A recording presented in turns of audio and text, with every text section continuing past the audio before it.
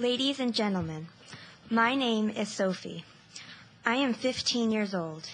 I was diagnosed with chronic fatigue syndrome 4 years ago when I was 11. Over these years, I have missed half of 6th grade and almost all of 7th because I was always tired, achy, and sick to my stomach. It all started when I was in 5th grade and I had to stay home because I had mononucleosis. I also missed 3 months of 5th grade. All this time being home separated me from my friends and social life. The lack of friends sent me into a depression. When I was sent to Kildonan, a boarding school for dyslexia in mid-state New York, everything was different. It was difficult for me. I didn't have my parents, and I was surrounded by strangers. It is still a constant struggle for me to get out of bed in the morning. All day I am tired, all day I ache, and at the end of the day, I am utterly exhausted and have an awful headache. Sometimes the next day, I have to confess to my tutor that I spent the entire 2-hour evening study hall resting on my bed, unable to muster the strength to even open my reading book. Last year, I was competing in a horse show, and I was doing great until the last 2 jumps. Midway over, my legs were suddenly struck with aching pains shooting all over. This caused me to flinch, jerk back, and almost fall off. I made it over the last jump, but when I got out of the ring, I was crying from the pain.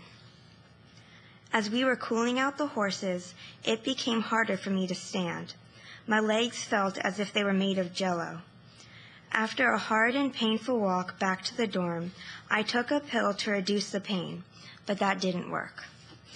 When I woke the next day, the pain in my legs was still there, although it was bearable. Living with chronic fatigue syndrome is not just affecting me now, but it will affect my future too. Ever since I was little, my dream has been to be a surgeon, yet with my conditions, that doesn't look possible. Surgeons are on call 24/7 as residents, and interns are run ragged all over the hospital. My second career choice is marine biology, and it looks as if I can aim for that. I do struggle all throughout the school day to get the straight A's I deserve. I love playing sports and being active, even with the torturous side effects. I know it is hard for someone not living with chronic fatigue syndrome to imagine what it would be like for someone who does.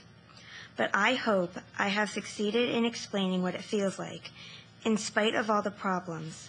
I am proud to say I have chronic fatigue syndrome, just as I am proud to say I have dyslexia. They are not the bad things that happened in my life. They are what makes me who I am. They are what makes me strong on the inside, if not on the outside.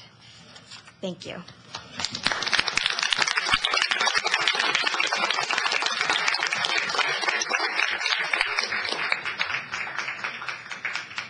Thank you, Sophie.